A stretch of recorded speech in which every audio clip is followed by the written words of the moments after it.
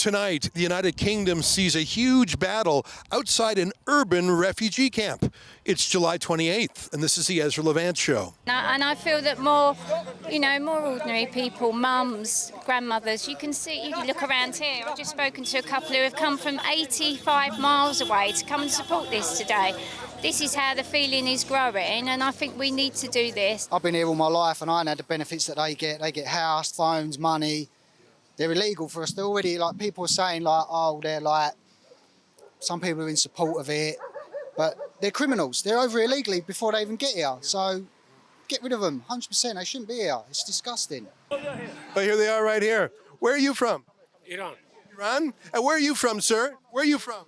Go to the side over there. Well, that one guy told me he was from Iran. That's interesting. Yeah. When I was growing up, refugees were the young, the old, the sick, and the poor. They weren't military-aged men. No, that's right. They were women and children. Yeah, they say that they're children, but they're all men. They are not free from fraud. Well, then why are they shredding their documents and throwing them in an English channel? I don't think they are. You don't think they are? You don't need to have an opinion.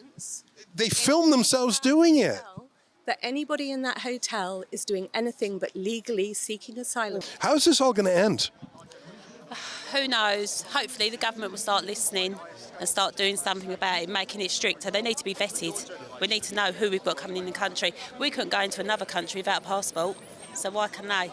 I'm in the UK studying the people's response to refugee centres being put in hotels in the heart of cities, like that one there.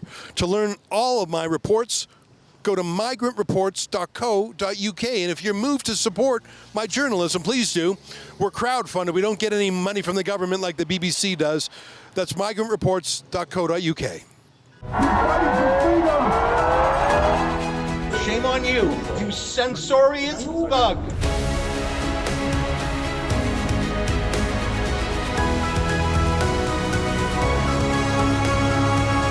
I'm in a town of Epping, which is about an hour and a half outside of London. You could even say it's an exurb of London, where people have, frankly, fled London because of the crime and the mass immigration there. They've come here hoping to find greener fields. But the trouble is that the troubles have followed them. That building over there with the 3 chimneys and the old bell on the roof, that's a hotel that has been the heart of this community for ages. Until the government, the central government, not the local government, but basically the national government of the UK, bought the thing and turned it into an urban refugee camp. And I heard from someone today that the reason they needed to open this urban refugee camp in a hotel is because a migrant burned down the previous one. Now, no one knows who exactly is in there. They're not vetted. Even the government doesn't know who is really in there. We know that they came illegally on boats over from France. Illegally because they're obviously not real refugees if you're coming from France, which is not a dangerous country. This has caused great concern in the local community because these men, and they're all military-aged migrant men, they're not women and children and elderly. These are young men. And most of them are from countries with a rape culture.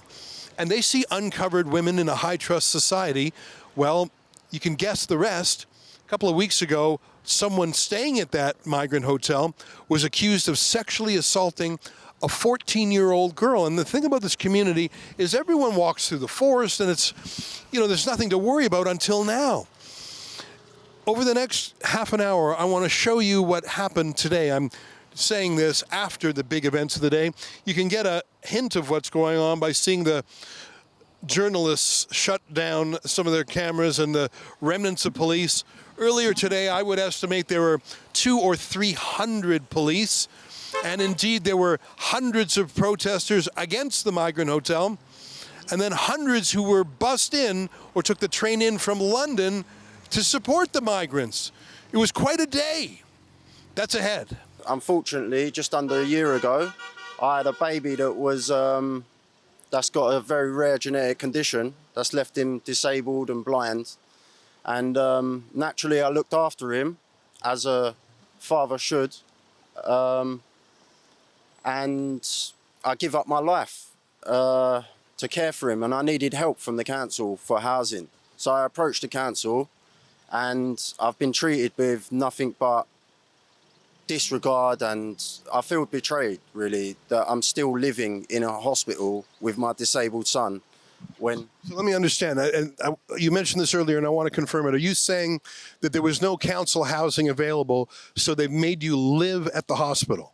No, there's housing available, and I've seen it with my own eyes. It's just they choose to prioritise other people more. Okay. I think the epitome of what's going on, and what I mean by that is, if a mum, and I presume your grandma, feels that it's time to take to the streets, which I'm just going to guess. I'm guessing you're not a regular protest goer. It's just a guess. No. So the fact that you feel compelled to do this tells me that the UK... This is my town. Things have gotten serious and things are different now. They're robbing things all out of the shops in Epping. You don't feel safe. Like, people have got a lovely market on a Monday.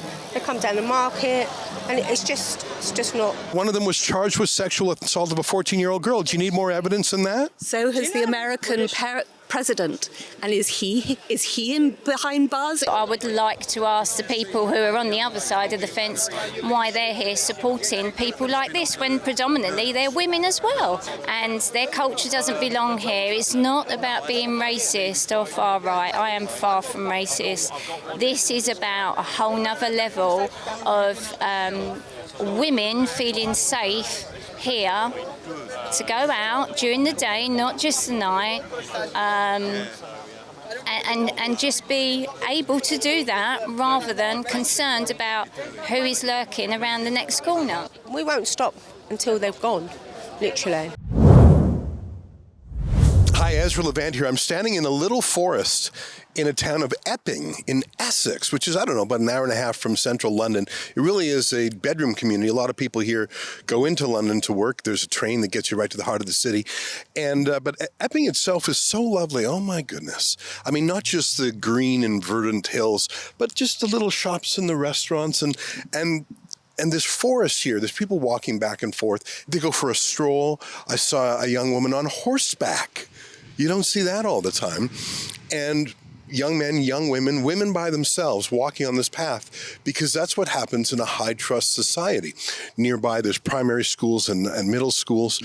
And then the government decided they were going to book an entire hotel, which was, of course, part of the lifeblood of the community, for people visiting Epping, for tourists, for people in Epping to go out for a nice Sunday roast or whatever they do.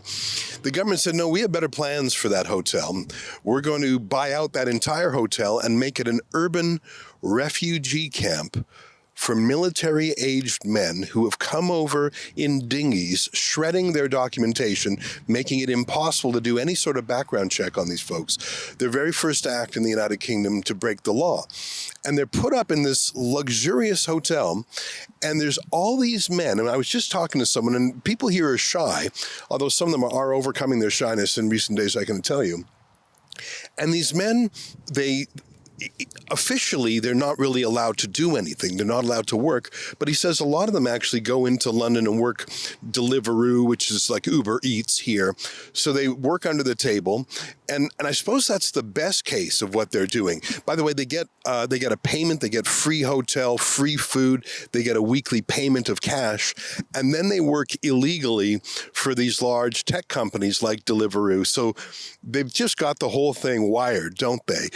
Obviously, no Indigenous Brit could possibly compete because everyone in the UK actually has to work for a living. These migrants hop on a dinghy. They're escorted over the English Channel by the Royal Navy. They're not stopped.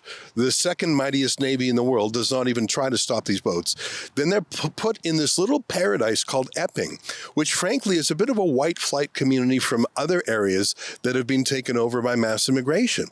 And this lovely little forest setting, to me, is the symbol of the whole thing. To be able to walk with confidence and without shyness or danger through a little forest, as has been done in Epping for centuries, because they didn't need to have bars on their windows because there was a moat around the whole country to keep people out. But when you allow anyone into the country without vetting them, without stopping them, and if you reward their illegal activity by giving them free room and board and then letting them work under the table for Deliveroo, you've allowed people in who take advantage of the high trust society. And so it was that someone who was in that Epping hotel 8 days after he arrived by dinghy, allegedly, according to police, committed a sexual assault against a 14-year-old girl. See, the thing is, if you're a girl and can walk through here, that's because for centuries this country was kept safe. And there's a sense of cohesion and community responsibility. And no one rapes each other's young girls. I'm not saying no one, but it was one of the safest, happiest places in the world. But when you bring in men, and it's overwhelmingly men, it's more than 90% men. In fact, we heard that we were in Norwich yesterday, which is completely men, 170 men, and they're right next to schools. And in Norwich, we heard that these men would linger near playgrounds and take photographs of young girls. And the police were called, and the police said, well, they're not technically doing anything illegal by taking pervy photos of young girls and boys. You can see why the people here are finally getting tired of it, and more are showing up to the protests. That's why I've come to London. I would visit London a lot, but I've been focused on Ireland lately because something I thought was unique was happening in Ireland, which is ordinary people, especially mums and dads, like not just young scrappy folks, but middle class people of all backgrounds were saying enough is enough. We can't believe what's being done to our country. And I thought, well, maybe that's just an Irish thing. Maybe it's because it's a smaller community, more cohesive, and it's happening at such a shocking pace. And there really is such a strong Irish culture that when you bring people from completely alien cultures, it's so jarring. Whereas in the UK, it's been happening over a longer course of time. You have the massive city of London where people are sort of atomized. They don't have that same sense of cohesion. And maybe they don't in London. Although we were at Canary Wharf yesterday, too, and I heard that one of the local apartments there is going to have a rally. But when you come to Epping, this lovely place that other than the cars, I suppose it would be no different 100 years ago. 200 years ago. And of course, 14-year-old girls could walk through the forest because, of course, it was like a village common. But now people don't dare. We're going to go to the protest today. We hear there's going to be a big counter-protest by professional NGOs. I think there's one called Stand Up to Racism. We encountered them when they were bussed in from Manchester to, I don't know if you remember when I was in the UK to cover the by-election in a district called Runcorn and Helsby, which was a district that was so strongly for the Labour Party. I think it was regarded as the 16th strongest Labour district in all of the UK. It flipped to the Reform UK. It flipped all the way from the left to the right. And I remember the literature that the Reform UK had. It was very simple. Freeze immigration, stop the boats. And I think that's what is motivating protests like what we're going to see today, we expect. But I think it's moved much beyond that because freeze immigration means just stop the boats. A word I'm hearing more and more here in the UK and definitely in the United States under Donald Trump is remigration. You've got 170 men there in Norwich. I'm not sure how many are here in Epping. People here don't want to just stop the boats. They want to kick out these fake refugee claimants from the migrant hotels. They want to deport them. Other countries in Europe are doing this. Some of them, for example, some of the Nordic countries are paying migrants to go home. And although that sounds like you're being taken advantage of again, and yes, I think they should be just kicked out, if you have to pay someone $5,000 or $10,000 or $20,000 to leave and never come back, brother, it's worth it. I mean, how much money are these folks getting every year just in free stuff? Let alone you can't put a price on the loss of security and safety. I mean, how much would the family whose 14-year-old daughter was sexually assaulted, how much would they have paid to get these folks out? It's not enough just to stop the inflow. The first rule of holes is stop digging. But once you've done that, you've got to get out of the hole. It'll be interesting to see what happens in the UK as more and more people are starting to talk about it, including the regime media. You know, I've been friends with Tommy Robinson for about a decade. And in 2017, he worked for Rebel News for a bit, and we've stayed friends, and I've watched his case. He was one of the first people to talk about these issues, and he was hated for it. You know, a prophet is hated in his own time, isn't he? And he's done time in jail, all of it for his politics and his journalism. He just did 7 months in prison, solitary confinement, because he published a video to Twitter that a judge told him not to do. He was the vanguard, the pointy edge of the spear. But now more and more other journalists, citizen journalists, but even mainstream journalists are starting to talk about this. I mentioned earlier that both the Labour and Conservative parties here in the UK work together in secrecy to bring in something called a super injunction, keeping it illegal for any British reporter to mention that they were bringing over up to 200,000 Afghans in a secret special airlift. They said, it's to bring over our former translators from the Afghan war who are in danger from the Taliban. But there were only about 1,000 translators in the entire war for the Brits. First the Conservatives, then the Labour plan to bring over 200,000, including, it turns out, some members of the Taliban. It's just such a total joke.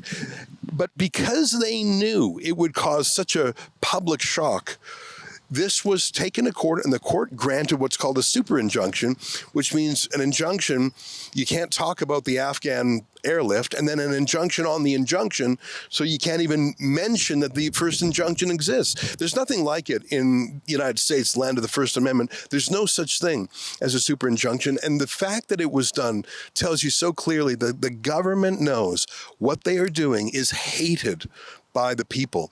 And the fact that both the Conservative and Labour Party did that super injunction shows they're just, as some would say, two cheeks of the same arse.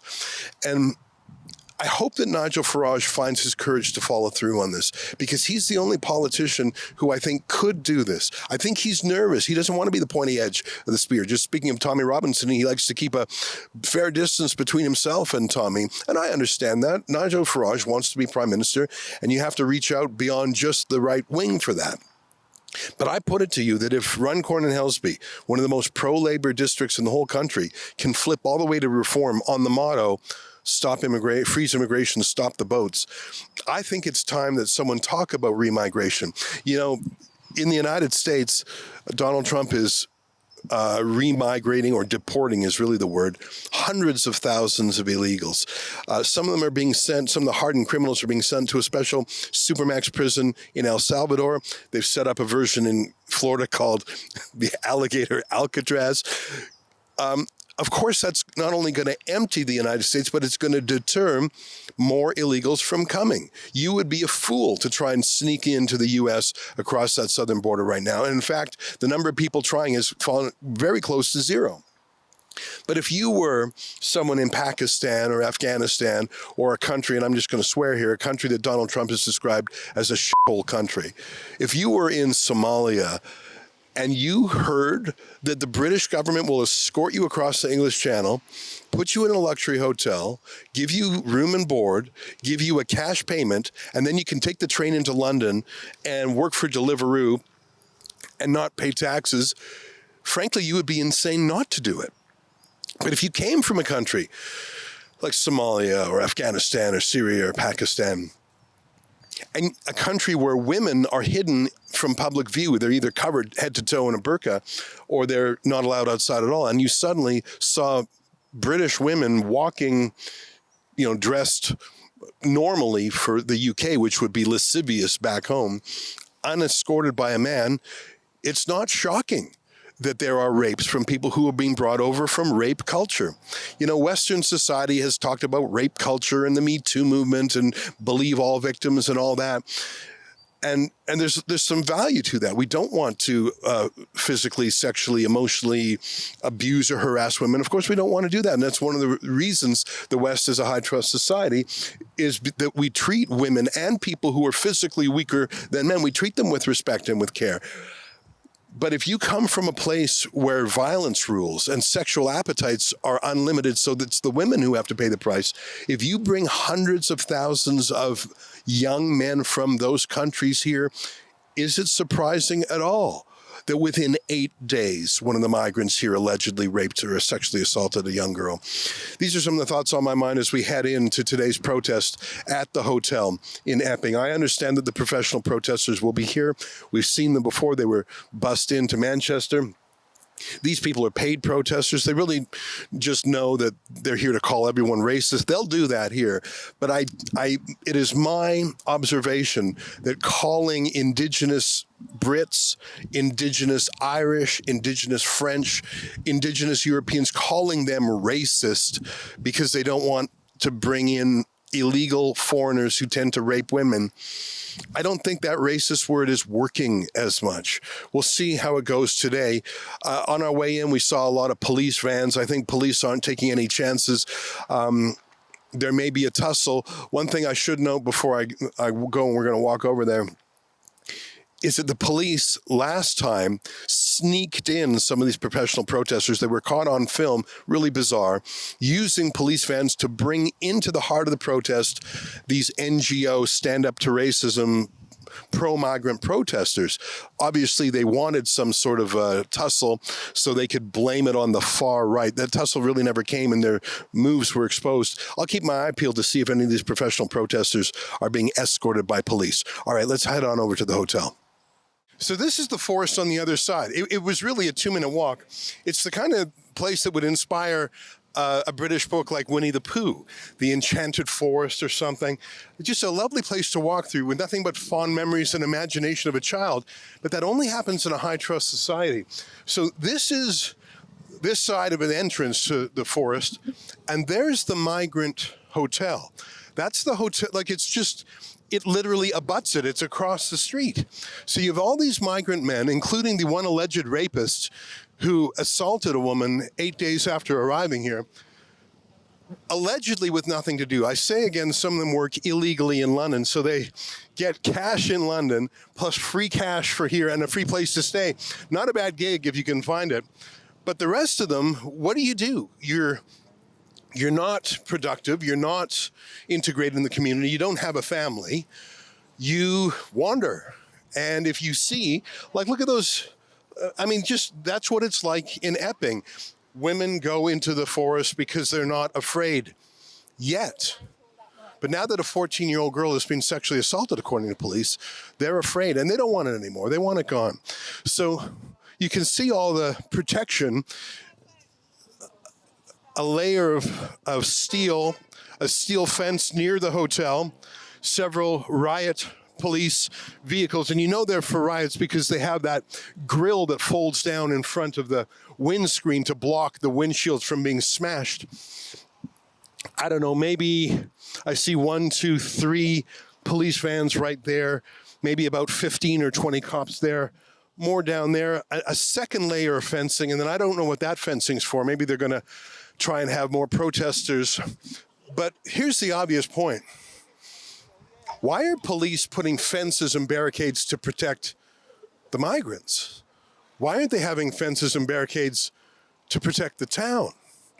And if you don't have a fence or a barricade around your entire country to protect your entire country, if you let the invaders into the country itself, don't be surprised if you're going to have locks on your doors and tell young women not to walk through the forest anymore.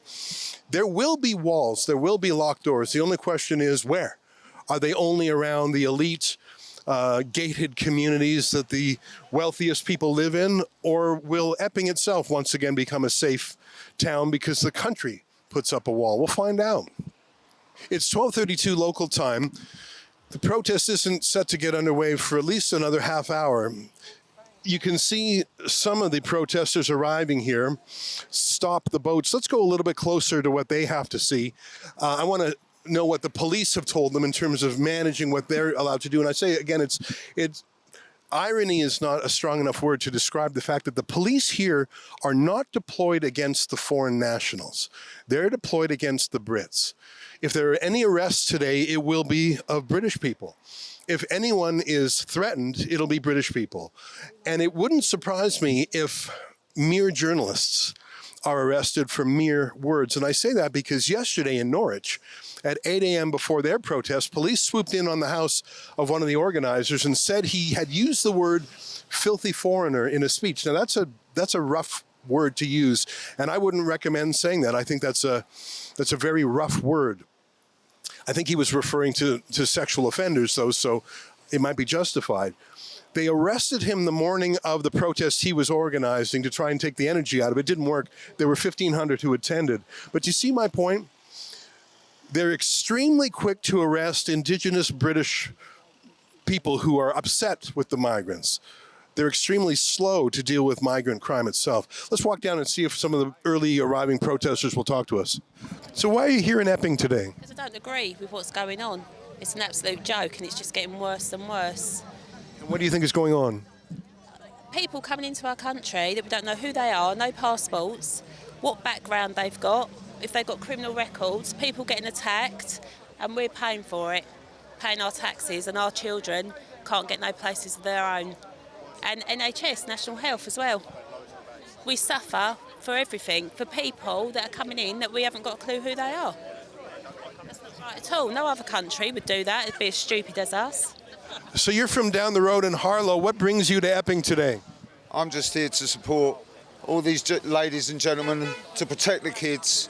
This is a Christian country. At the very core of this, whether people want to accept it or not, is the evil Islamic ideology. I can prove all this from the Quran, the Hadiths and Tafsirs. I probably know more about Islam than most imams do. I'm a Christian, I'm a real Bible-believing Christian, my friend, and I'm here to stand with my brothers and sisters to protect our children and Christendom. This is a Christian country, it will always be a Christian country. Well, look at you from head to toe in the Union flag. Yeah, normally I wear more stuff than that. When I was at a protest in Dover, where I come from, because I've come all the way up from Dover to support the protest. I mean, I was wearing like Union Jack. Yeah, I was going to say you're too subtle. You're far too subtle today. Yeah, I know, normally I wear more, but I just put this on. So why are you here? To protect our women and kids from these people, undocumented males who we don't know who they are. And it's just, I just feel like women and kids just don't feel safe walking the streets anymore, which England used to be a safe country. It was one of the hardest countries to invade in World War II. Now look, we're getting invaded by people who haven't got guns, haven't got nothing, they're just on a dinghy, coming and they're just walking straight into our country and getting placed in these hotels.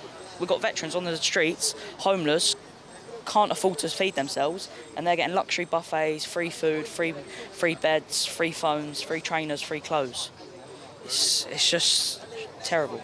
I'm just here to oppose the hotel and what's going on in general, basically. I don't agree with it, so I'm just here to support what I agree, basically. So you're not the first person who's told me this is your first protest. Why has it really a protest?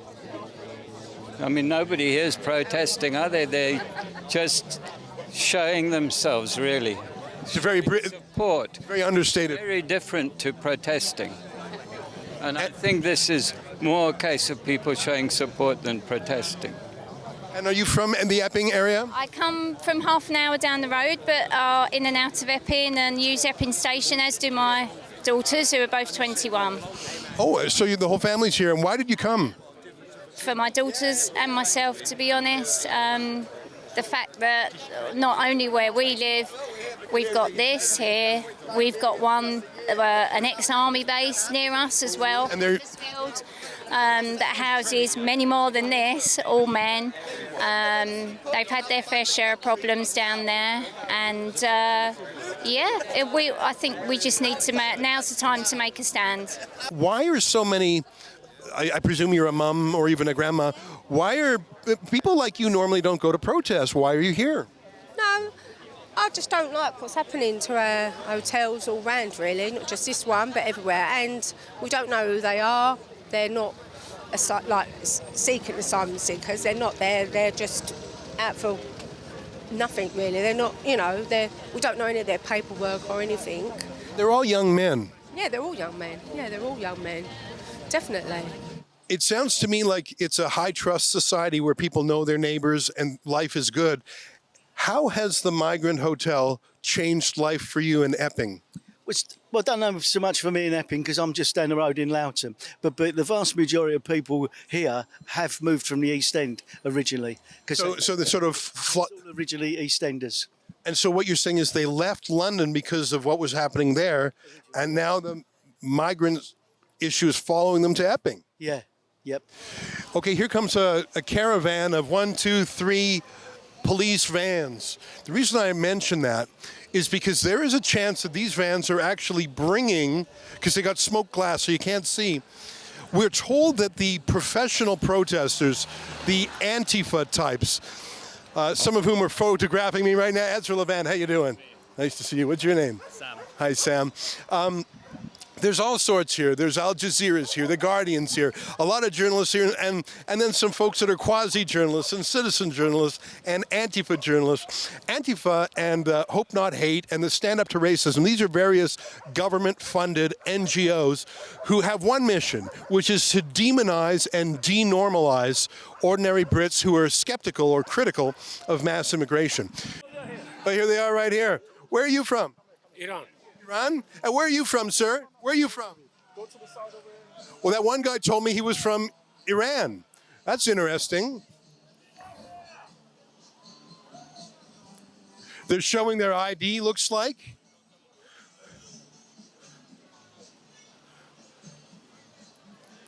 Well, my question is, what's he doing here from Iran?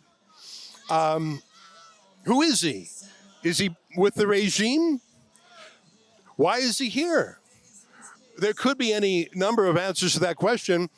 You would think that given that he's a guest here in the United Kingdom, he might identify himself. But alas, he didn't. Kim, like me, I'm Ezra Levant, that's Ed, and we're with Rebel News. And Kim, you sound like me. You sound like you're not from the UK.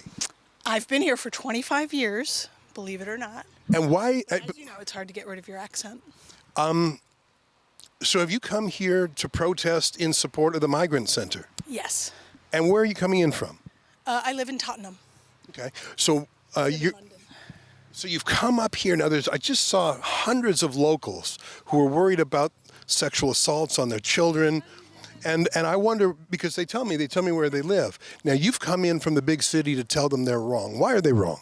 I don't live very far from here, for the record. We have a system, we have a legal system in this country that... Are you a citizen here? I am. I'm a UK citizen. I'm actually a dual national. So I'm a UK and American citizen. So I interrupted you. You said you had a system. Yeah, so in the UK, right, we have a legal system. These people have come in illegally, though. They haven't followed that legal system. No, that's not true. The people in that hotel are here legally. They're under protection of the asylum system. They came in a dinghy from France. France is not a dangerous place. Right? We don't have mob rule in this country. Well, right? apparently so. Civilized society, right? Well, then why are you allowing... Another point. Most of the sexual predators and rapists in this country are white men. Not proportionally. Afghans are 20 times likely as... Afghans are 20 times more likely as... Why this group isn't going after all the white guys who are harassing women? Well, I have an answer. Women. Because someone from this particular hotel allegedly raped a girl. Don't you care about her? Of course I do. That woman looked like a feminist, and I'm saying that based on what she said and also how she looks, and I think that's a fair thing to do. I'll tell you what motivates me. I'm a foreigner, so I don't have skin in the game, although I care about the United Kingdom. And I also see the United Kingdom, as you've heard me say before, as a dystopian time machine. What happens in the UK today will happen in Canada in 5 years. And so I'm worried about this mass immigration from rape culture countries. And of course, I'm not saying that every Afghan is a rapist. I wouldn't say that. That's ridiculous. But it's 20 times more likely that an Afghan is accused of rape than an indigenous Brit. Prejudged me without knowing a thing about you. I've been listening to you and what you've been saying. And you said you despise the fact that I'm in this country. That is very intolerant of foreigners. I despise the fact you're here because I think you're whipping up hatred. What hatred am I whipping up? You're whipping up hatred against the legally people. Why do you keep using the word legally? Because you keep using the term illegal. They've broken the law. The first thing they did was break the law. Broken the law. It's not illegal to be an asylum seeker. From France it is. When you shred your documents it is. You're breaking the law on your first act on British soil. It's not illegal to be an asylum seeker in this country. There was a migrant in this hotel who 8 days after arriving in the UK was charged with sexually assaulting a 14-year-old girl. Is there that rape culture that feels like a part of this as well? These are almost all men of military age coming from countries where women have very few rights and rape culture is the norm. Is that on your mind? Of course it is as well, yeah. For me, my children, my nieces, and men. Men aren't safe either. Young men, young boys. It is about women, but yeah, it's also young boys as well. Nobody feels safe. Until we know who these people are, who's going to feel safe?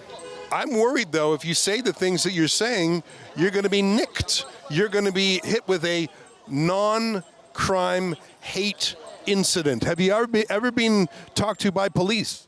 No, I haven't, and I'm very, very vocal on social media. Well, I'm surprised then, because they have I read in the paper today, there's a new elite squad going after folks just like you. I eagerly await them. I can prove everything I say. That doesn't stop it from being hateful. It's not hate. The facts can be hateful. The facts are the facts. They remain the facts. They're just bringing them in and that, and then from there they get put in hotels and stuff like that. That must be nice. I mean, normally I have to pay for my own hotel. Well, exactly. This is what it's about. We don't agree with it. It's the taxpayers' money, and I always think charity begins at home. We've got a lot of our own people that are poor, and they're wasting money on people coming through, and they need to stop this once and for all. As long as I speak the truth and speak what I think in a good manner, in a good way, then I don't care. Because if the people in uniform want to say to me, you're racist, people on social media want to say you're racist, so be it. Because at the end of the day, I know I'm not a racist. I know I'm a genuine person, an English man who wants to protect our women and our kids. Do you think that ordinary people who are not that political, that this has crossed the line and they're starting to wake up? Definitely. I think people have just had enough now. It's something we need to bring change, and this has just got to stop because it's just not fair on people that live in this country. These people come over here, they get everything for free. I've been here all my life and I ain't had the benefits that they get. They get house, phones, money. They're illegal for us. They're already, like, people are saying, like, oh, they're like, some people are in support of it, but they're criminals. They're over here illegally before they even get here. So get rid of them, 100%. They shouldn't be here. It's disgusting. I wouldn't like to see the end of Britain as a culture and a nation of people. It's a great nation. It's done a lot over the years. I would like to ask the people who are on the other side of the fence why they're here supporting people like this when predominantly they're women as well. Yeah. When I was growing up, refugees were the young, the old, the sick, and the poor. They weren't military-aged men. No, that's right. They were women and children. Yeah, they say that they're children, but they're all men. Do you know what I mean? They've not got wives in there. These here are all men. And for the fact that they've sexually assaulted a young girl from school, which is just down the road, literally they're walking about all day. They can walk about and go wherever they want, nick whatever they want from all the shops. Do you know what I mean? One of the main reasons why they're in this hotel is because they was in a hotel in North Weald. One of the migrants burnt down that hotel, and that's the reason why they was moved here. Oh my God! Was he just an arsonist? Was it a political act? Was he just what did he do that for? I don't know, but he burned down the hotel. So they got him another hotel. Yeah. Now we heard that the Essex police sneaked in some of these government protesters in police vehicles, and it would be too outlandish to credit as true were it not caught on tape by citizen journalists. So I want to keep my eyes peeled. Trouble is, as you saw, these police vans, they have darkened windows, so it's hard to see who's in them. But I'm also told by someone who passed by that they may be walking up here. I understand there may be 150 of these professional protesters. Here's what I know before they even arrive. Number one, they are not from Epping. They are coming in from the big city. These are the professional rent-a-mob. One day they're protesting climate. One day they're protesting fossil fuels. One day they're protesting Gaza. Today they're designed to smear these people as racists or alt-right or far-right or whatever the phrase du jour is. We have a legal system in place in this country. But they're here illegally. That's the whole point. They're not here. Why did they came from France and they shredded their documents? In this country, okay? They're in that hotel legally, and this country is protecting them as they should. How about protecting the Brits? the Brits are already protected. Not the 14-year-old girl who was raped. Should protect against are these white guys. You look like a feminist. Why don't you care about the women of Britain? There's a mass rape going on. You don't seem to care. You haven't talked about it once. Are you kidding me? All you've talked about is the rights of foreign men. From now. They are not free control. Well, then why are they shredding their documents and throwing them in the English Channel? I don't think they are. You don't think they are? You don't need to have an opinion. They film themselves doing it. That anybody in that hotel is doing anything but legally seeking asylum. One of them was charged with sexual assault of a 14-year-old girl. Do you need more evidence than that? So has the American president. And is he in behind bars? Are you protesting the hotel in Scotland right now? He's been allowed here. He is convicted criminal being allowed in this country. I'm appalled that What crime is he being convicted of? he's been convicted of sexual assault. When did this happen? Don't you follow the news? Well, I have to say, talking like you talk, in a country like this that has just brought in new censorship laws, I am surprised you have not been talked to by police. I'm really not worried. I don't fear he who can destroy flesh and blood. I fear he who can destroy flesh, blood and the spirit. I'm scared. I fear the Lord. I don't fear these in uniform. I don't fear the Islamists. I fear the Lord. Have you ever run up against authority before, whether it's a cop or a teacher? No. A teacher, I was given a detention for wearing a Reform UK badge. Really? I was suspended from school for saying kids under the age of 18 who change their gender are mentally ill. I was suspended from school for saying that. Wow. The education system is woke and Have it's changed. So are you in school now? Yeah, I'm still in school. I'm going into year 11 now, doing my GCSEs, yeah. If I had to guess, I'd say there's probably 200 officers all told. I think those are to stop the locals. I don't think that's to protect the locals. It's to protect the migrants from the locals. I don't know. I've just never seen such a policing response to a peaceful gathering of mums and dads. Well, it was. These cages. This wasn't like it before. I've come down here to a few of them. This is just another way, just to oppress people, I think. It'll be interesting to see where they're from. If they're bussed in, probably from London itself. And it'll be very interesting to see if there's any fisticuffs. Now, with the number of cops that are here, I don't know if that's going to happen. But let me bring you back to what happened a couple of weeks ago here in Epping when those NGO Antifa types were sneaked in by the police. Use your imagination. Think outside the box. Why on earth would the police bring into a rally of local citizens? Why would they sneak in as stowaways Antifa activists? Why would they do that? Like, this is a completely peaceful day so far. The cops are just standing around bored, frankly. I've been chatting with some of them. Why would they bring here Antifa, which uses violence as a tactic, Hope Not Hate, which is a provocateurs organization? Why would they do that? You're whipping up hatred here, and that is such a shame. And you are coming as a colonist to tell these people what to accept in their communities. I think they're professional protesters, though. Of course they are. They're paid. They're paid, as we know. But some of them, not all of them, will be. And for me, I don't understand as a woman and as a mum of two young women. We just want to feel safe out in our communities. Even in London, my daughters and myself have been harassed by these men. Their culture is very different to ours. We don't live in a culture. It's a rape culture. It is 100%. I want to tell you something that's more important than money. Protecting young women and girls. Exactly. I know there's a lot of Pakistani Muslim gangs that have raped and abused a lot of young women and children. And I just can't get my head around why our Prime Minister doesn't do something about it, you know. Anyone that comes to our country, I think, whether an illegal immigrant or anyone that comes the right way, if you do crime, you get deported. You don't come to a country as a guest or we've let you in to start a new life or anything like that. You know, you don't come here to commit crime. You know, you work hard, you abide by the rules. And if you're that type of person, just don't come here because we don't want you here. Half of them are criminals in their own country, that's why they've fled. So if they do go back there, they'll get killed. Do you know what I mean? So how do you feel about Epping, which is such a lovely place, being turned into a holding facility for the worst of the worst? They shouldn't be here, end of. We are a peaceful, lovely village. You know? Well, how's it going to resolved? Because look at all the cops and look at all the criticism. We won't stop until they've gone, literally. Why is the United Kingdom allowing them in when they're coming from France, which is not a dangerous country, and their first act is to shred or throw their documents into the English Channel? Exactly. I know, you tell me. Cause Well, I don't know. I'm not a Brit. I'm trying to learn. yeah, we're stupid. No one knows that. Well, Keir Starmer's many things, but he's not stupid. Oh, no, I think he is. I think it's important that the vast majority of people we spoke to today are locals here in Epping or just one community over, whereas the people coming in from Antifa and Stand Up to Racism and whoever that woman was affiliated with have come in from the big city of London.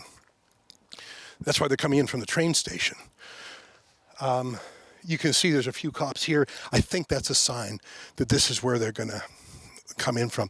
There is a sexual predators register in this country, right? Not for foreign migrants who shred their documents. But do you see any of these people protesting the fact that... So you're trying to what about your way? You're trying to what about your way out of this? A girl was raped and you won't say a word in her defense. No. So you're doubting her. 5 charges. She was found sexually assaulted and you're doubting that. Legal system in this country, okay? And their culture doesn't belong here. It's not about being racist or far right. I am far from racist. This is about a whole nother level of women feeling safe here to go out during the day, not just the night, and just be able to do that rather than concerned about who is lurking around the next corner. Can the power of the people outweigh the power of the elites? Because they've got money, they've got police, they've got courts, they've got the media, they've got the NGOs. There's a lot of forces on the other side from you. But if everyone does it, you know, like you look around now on the news, everyone's doing it on every hotel, everywhere they live, Scotland, Ireland, you know, everywhere. Woo! Everywhere, do you know what I mean? And so why they're doing that? Because they don't want it in our country. We can't just let them all in and do what they want. I mean, half of these in here have been doing Deliveroo. The bikes were all round the back of the hotel, so they're getting cash in hand. We have to come, we're here, we live here, we work here, we pay all our taxes, and they live rent-free. How does that work? The previous government, the Conservatives for 14 years before them, this didn't just start a year ago, am I right? No, it didn't. So you got to put this on more. I mean, I don't like Keir Starmer, but it was the previous government too. Yeah. All to do with votes, I suppose. Get people in, get their votes up, keep them in. That matters more than the people in their country and what's going on.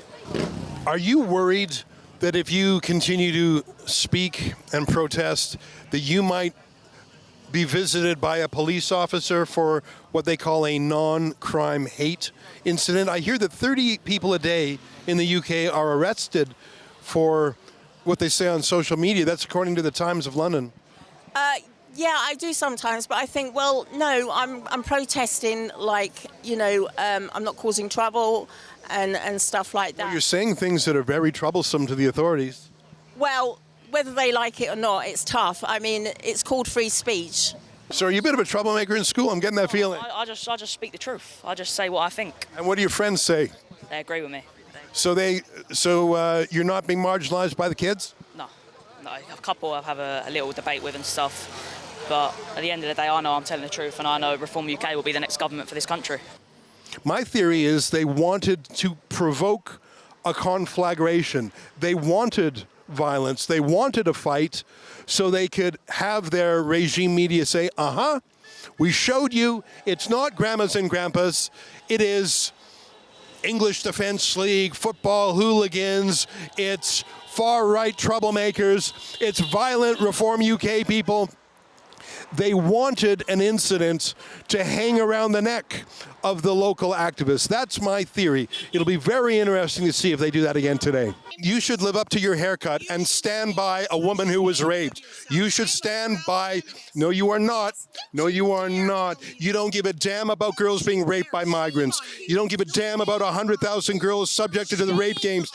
No, ma'am, or no, sir, whichever it is. You're the one who doesn't give a damn. Again, it's 100,000 groomed women.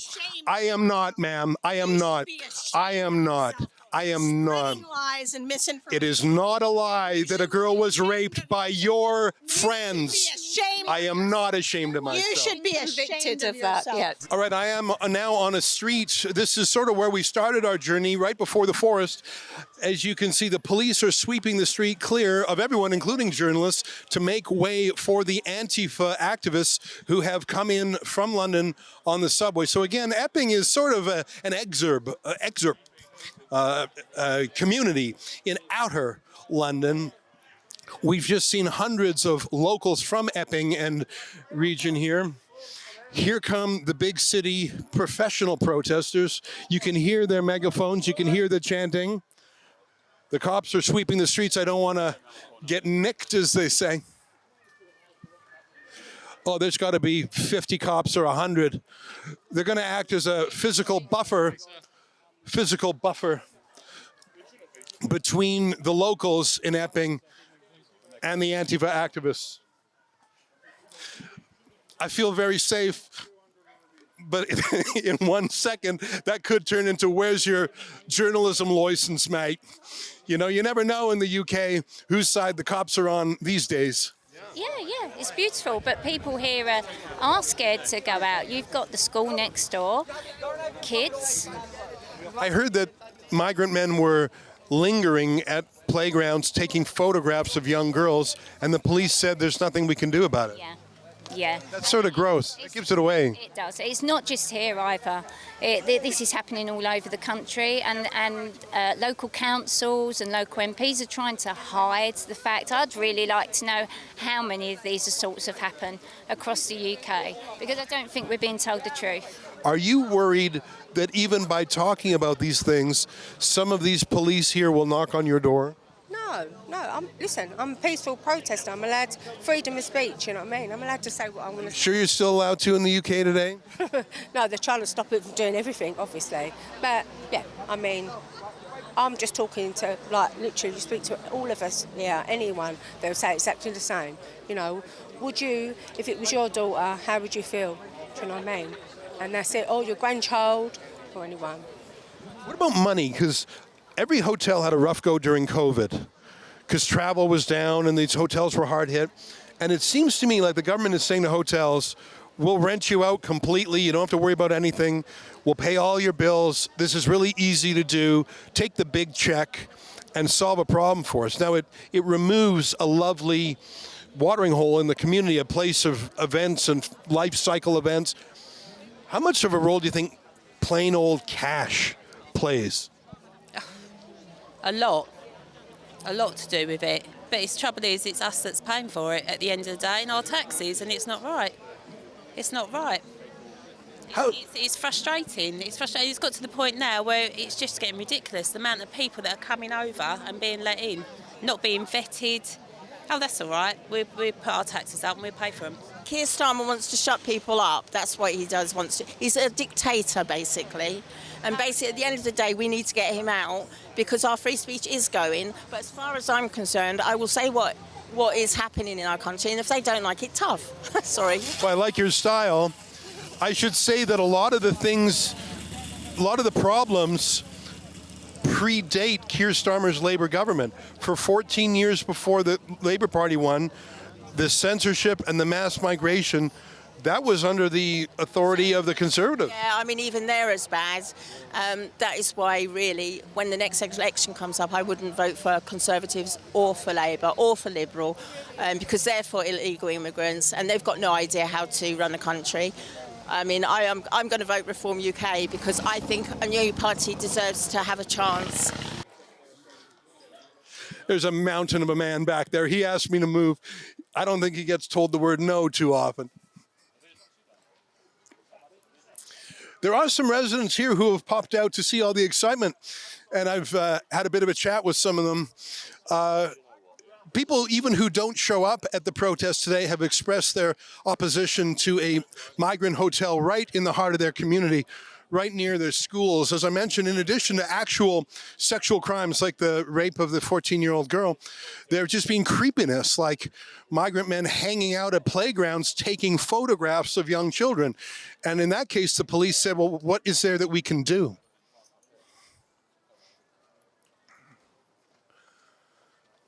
police not letting anyone, including journalists, get anywhere close to the Antifa. I'm not quite sure why that is, but I think the police actually are doing their best to keep the Antifa protesters and the Epping people separated. 2, 4, 6, 8, 10, 12, 14. There's 25 cops just immediately behind me, and there's got to be another 30 back there. This is a massive operation.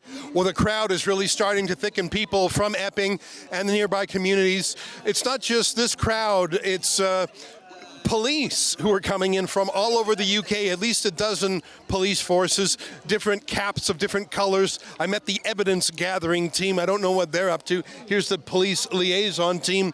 There's an enormous number of cops. I've tried to talk to as many people here on the protest as I can, and I'm being low-key about it because so many of them are shy, not because they lack the courage of their convictions, but because if you say, I'm against a refugee camp in a migrant hotel, you will face cancel culture. You will lose your job. You will be bullied online by professional NGOs designed to censor. And in the worst case, you could find police at your door talking to you about a social media post. So I've probably talked privately to 20 different people here who, when I say, well, tell me some of that on camera, they say, sorry, mate, I can't. I work for the government, or I work in a publicly exposed business that could be blackmailed. People here are afraid. Censorship works, but it only works to a point. And I think even by being here physically, these people are saying they've crossed the point. What's different about this protest and many of the rallies that I have attended with Tommy Robinson is the demographics.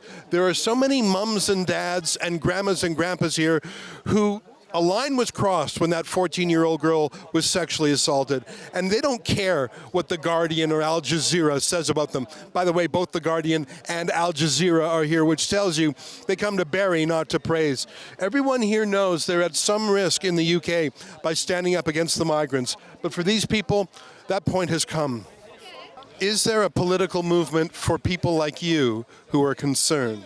I think so. I hope so. And again, you know, reform are labelled as far right, but that's far from the truth. I've spoken to many people who are now speaking out. I think before, people like here, or people might be scared of coming down here today for being labelled far right. That's not the case. We're concerned for our country, for our young people, to the point where I'd even consider leaving myself, and so would my daughters. But where do you go? That's the problem. Where do you go? Have you heard of a mother named Lucy Connolly? She's the wife of a conservative councillor, and she made a tweet about migrant hotels that was a little bit rough. She said something like, I don't care if they're all burned down, and then she thought the better of it and deleted it. Police arrested her, and she was sentenced to 31 months in prison. That's right. Which is more than many rapists get. Absolutely, probably more than what that man's going to get for molesting that child. But it was upheld on appeal. That case tells me the freedom of speech is rickety. But listen, we all come the same, we all go the same, we're all the same people, do you know what I mean? You just get good and bad in everyone, but unfortunately, they are just ripping our society apart, do you know? Like it just can't happen. Something needs to be done. Thank you for talking to me today, by the way. How is this all going to end? Who knows? Hopefully the government will start listening and start doing something about it, making it stricter. They need to be vetted. We need to know who we've got coming in the country. We couldn't go into another country without a passport, so why can they? You've got to listen to the people, because the people are the ones that put you where you are. You are serving the people, and if you don't... British people. Yeah, sorry, the British... Well, no, I mean, sorry, I didn't mean to interrupt you, but I was just thinking he would say I'm serving the world. But well, he's not serving the world, he's supposed to be serving the people, but he's a complete idiot, to be honest. He's got no common sense whatsoever. Hi, everybody. I'm in the Kettling area for the group that has come in from London. And there's hundreds of them. I don't know how many, but it's several hundred. If you told me there were 500 people here, I'd believe you. It rivals in numbers the people we've seen outside. But quite soon after I arrived here, the Antifa marshals came to block our camera. You can see this bloke in front of me here. And even right now, he's trying to block the camera shot. it may be easier if you stepped out there to do your thing, because I think That's what I was trying. Yeah, that's what I was trying to do. But then, it might obstruct you. That's all. yeah. So that's all. It's entirely up to you, but I don't think he's going to stop doing what he's doing unless you get. That's part of the story in its own, in a way, isn't it? Thanks for coming over. I appreciate that. So what's interesting is that the Antifa side, the pro-Hamas side, the anti-Semitic side, they have what they call marshals. And it just goes to the professional activism of the other side. What we saw earlier today on the Epping side was grassroots. It was ordinary people from Epping, and there was no particular organizer. There was nothing being funded. It was all authentic. Here you have real Antifa activists. Good. If we're going to start implementing rules, this security badge needs This to is be for on my display. safety. This is not your It business. can't be security then. This is for my safety. Yeah, but it can't be This is for my security safety. It's not your business. He's trying to stop me. So that guy seems to know you. Who are you? Are you famous? No, I don't. This one here with a ginger beard. Remember, Paul, I made you famous last time. Remember that, geese? Tell me more about Paul. I don't want to interrupt. You start to be aggressive. You see? You start to be aggressive. You are aggressive. He starts to be aggressive. Give to him that one. He starts to. You know what they're doing, right? If you remove him, it stops. That's it. Remove them. So they don't do anything wrong. You start to be Leave it. He's not doing nothing. Leave it now. You know? What language are you speaking? Any language. Any language? Yeah. You're a nice person. You see, you're a nice, smiley person. That's good. Well, that's nice of you to say. I'm Ezra. What's your name? My name is Mark. Best not to engage. Don't. Oh, is he telling you not to talk to me? That's a shame. We had a moment there. You little goon. You little goon. You little Are you guys the bosses? Yeah, that's what you are, buddy. All right, well, one fella, a patriot, was arrested for calling the Antifa side scum. He was taken away. Now we've been told to move aside because apparently the Antifa activists are leaving the kettle and the police are opening a path for them to exit. Now, I hope they've set up a wall of steel, that is, trucks, to act as a barrier between the Antifa side and the local communities. Some would call them the patriot community. It's going to be very interesting to funnel 500 extremists through a very narrow exit. I'm not sure if this is planned by police, but it's happening. All right, they're walking out now with their handlers. Yeah, there's a fellow who's got accoutrements you wouldn't see normally in Epping. The nose ring is very non-Epping. Oh, he's looking daggers at me now. I want to be a bull. Who paid your train fare today? Do you know? Do you know who paid your train fare? It wasn't mom and dad, was it? How about you? What's your name? What do you think about the grooming gangs in the UK? What do you think about the grooming gangs in the UK? Boss man, what do you think about the grooming gangs? Well, they were here for a solid 30 minutes. I'm guessing a lot of them are government workers, and that's a little bit exhausting for them to be at work that long. They took the train in from London, they take the train back, plus it's about a half-hour walk from the station each way. That's a full day's work for these guys. They'll probably get 250 quid from the various NGOs who've been paying for them.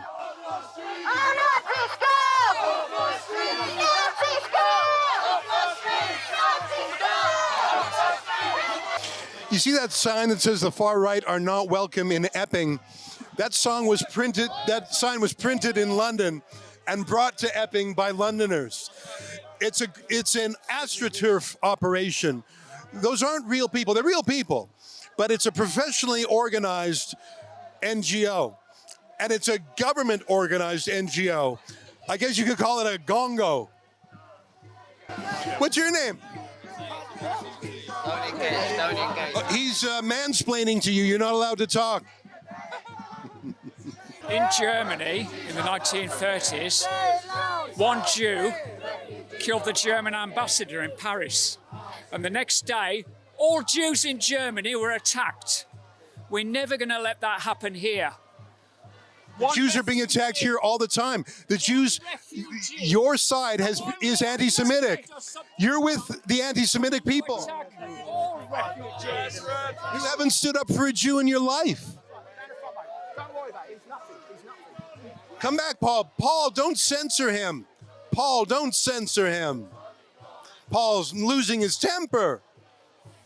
It's Ezra Levant here with my new friend, Jack Hatfield. But first, I want to show you the field where those Antifa stand up against hatred, hope not hate, Soros, Hamas people were. The field, the protest was less than an hour, which explains the lack of fecal matter and litter that you would normally expect after a Glastonbury of leftists. They're gone. You can see remnants of the hundreds of police that were in Little Epping for it. I was primarily today with the Patriots, if I can call them that, but Jack actually came up on the tube from London, and he was at the train station when the Antifa types arrived, and he came with them here. Jack, first of all, I'm glad that you arrived safely. Antifa is known for their violence, but I guess today they were told, don't cut anyone. Yeah, I think that's true. I will say I haven't seen any of the very obvious black bloc types around here. It's been more sort of your liberal, lovey, student-y leftists and old, crunchy leftist types around. But I know that there have been, they have sort of a private security deal going on. There have been people who've been identified by others online as being well-known leftist troublemakers. I saw a colleague of ours, the YouTuber Wesley Winter, was harassed by one of these people outside the tube station. He was going around looking to see who was real press, me with my press badge, versus, the fake, the independent, the rabble-rousing patriot press. And he came over to him, recognized him, saw he was filming, and then, he said, you've got to leave, you've got to get out of here, you've got to go. And thankfully, the police stood by Wesley and said, he's got just as much of a right to be here and film as you do to protest. But that happened again twice. Another security approached more live streamers, not happy, they don't want to see their face. The leftists are very, very aggressive to press of all flavors, whereas over here on the right, if you're a journalist of most places, you'll be fine. Very interesting. Yeah, those handlers, those marshals, they sometimes call themselves security, but they're more enforcers. There was some thug named Paul that was trying to push us around. I stood my ground, and really they were just blocking our camera. But you're right. I think I agree with you, Jack, that the rank and file of the protesters were generally white hippies, some they-thems, some Socialist Workers' Party, some climate activists, some Gaza activists. But if you look at the real muscle, like Paul, the thug who was trying to push us around, or frankly, they were like a lot of pro-Hamas activists that were security. So they had this center core that was sort of soft, vegan, but around it you had this ring of steel from thugs. So it was a very interesting, I would say one word for it, professional. Paid, professional, organized, nothing left to chance, unlike the Patriots who were just decided to show up. Yes, exactly. Those in the high-vis, quote-unquote, security vests, as you said, the handlers, these people will likely have been paid. If not, many of the protesters may get their travel reimbursed. Obviously, Stand Up to Racism, has, grants from the unions, and I believe the British government paid them around £1.3 million in the last year. That was what somebody posted to my ex in response to footage I got at the Britannia Hotel just the other day. So you can tell that with the placards as well. But on the placards, it says something like, Epping says no to racism. That's printed in London, not in Epping. Printed in London, not in Epping. They were chanting things. Well, one of the things they chanted was, there are many, many more of us than you. Well, in London, sure.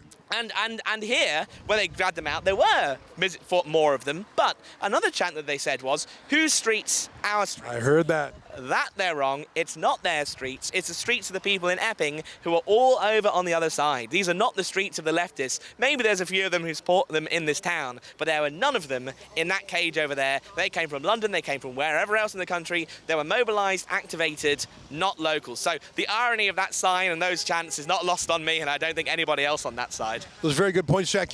When the police escorted them into this holding area, I was a little bit frustrated that the police were being pushy, but in retrospect, they had a big logistical challenge. And to keep the sides separate and to get to pretty much zero violence. I have to give them credit. And I looked at some of these cops, and I had some banter with some of them. You know, imagine the position they're in.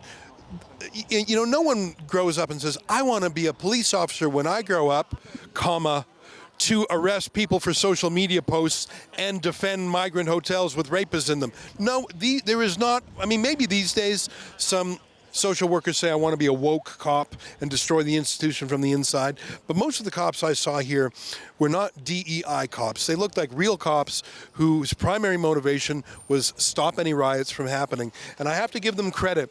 They did arrest one local guy who hollered scum at the Antifa as he walked by, and they packed him off. I'm going to guess they'll release him without charge if I just had to guess. That was the one arrest I saw all day. Yes, I mean, I do have to give props to the police here for actually handling this all well together. But here's the question now. The rank and file officers, they're very different to the officers who actually run the police force. The question is, did the police behave this way today because of their terrible, unacceptable behaviour last week where they were busing the protesters back in the van? Sneaking them in Trojan horse style. Exactly. You know, is that them now realising that the eyes of the country, the eyes of obviously Nigel Farage, of leader of Reform UK, who called for the Essex Police Chief Constable to be sacked over that incident. So I think the police have been very outstanding today with their handling of these protests and counter-protests. But again, that's because everybody's watching now. The press are here, the independent alternative media are here. You know, we can see if they're behaving badly. Yeah, I met a reporter from The Guardian here. I met a reporter from Al Jazeera here, which is very interesting. But you're right. You know, Rebel News is 10 years old, and when we were started, we were among the only citizen journalists that were out and about. I was delighted today to see probably 15 serious citizen journalists. And by that I mean a phone and a rig and a battery and maybe a light and maybe a GoPro, like people who are making it, if not their full-time job, a very serious hobby. And the quality of independent journalism and the quantity are rising both. And by the way, Jack, it was, I think, citizen journalists who spotted, was it you? Who spotted these sneaky cops sneaking in the Antifa, or was it another journalist? That would have been another journalist, yes. But it was a citizen journalist, wasn't it? Yeah, So when you have 10, 15 citizen journalists who are sort of official, and then you have 100 ordinary people with their phones, it makes it harder for police to get away with shenanigans. But we both agree that today was done well. This road here that's over there abuts the Kettling area for the Antifa, and there was a period of time when all the local normal people who were driving got stuck here because the cops had shut down the road. Obviously, it's very frustrating. You're in a hurry, get to an appointment or whatever. So I took the opportunity to talk to some folks, and those are severely normal people. Those are not self-selected people at a protest. And boy, I talked to one mom who had a girl in their car, the exact age of the girl who was sexually assaulted. And there is no patience left in this community for that refugee camp. None. How do you think it's going to end, Jack? Well, yeah, I completely agree on that. You know, there was somebody who we saw, a dad whose house was on the march route from Stand Up to Racism here, who had a cardboard sign on the back of his van saying, you know, send them back, you know, stop the boats. And he was very, very frustrated with the Bell Hotel. And just as well, you know, there's always the cars passing by, beeping their horns in support, like at Norwich yesterday. How it's going to end, that's really the question. Obviously, earlier this week on Thursday, the local council voted to support the closure of the hotel. Now, obviously, that has no actual specific legal effect, as this is a central government, Home Office decision to what to do with the hotels. But are they going to perhaps shut this down and let the community celebrate, and then, you know, other people are maybe not going to be so interested in it anymore? Because if they keep it open, obviously the protests will keep going. But if they shut it down, the other option is, well, now we know we can win. Now we know that protests, loud protests, angry protests, but not violent protests, works, and then the government are going to have a real problem. What's interesting is that I just heard this morning that not the Bell Hotel, but a local RAF base not far from the area, it was either Army or RAF base, is now going to have their capacity to house migrants doubled. So even if they're not in the Bell Hotel, they'll be still around here, still hanging about. Will the government just put them away in more clandestine army locations? Will they build sort of, instead of Nightingale hospitals in COVID, will they build Nightingale asylum centres somewhere out in the country, but where these people will they'll still have money, they can still get into the towns, they can still molest, rape, sexually assault, rob, kill, steal. They're still going to be here in the country, and that's going to be the problem. There might be a super injunction keeping the whole damn thing secret. Well, very interesting days. You know, I went to a protest in Ireland, in Dublin, in a neighborhood called Coolock, which is a very working class, low income riding. It's really a place where they need more social services for the Irish. And there was an abandoned paint factory that the government said, we're going to put 500 men in there. And it was right across the street from like a kid's arcade.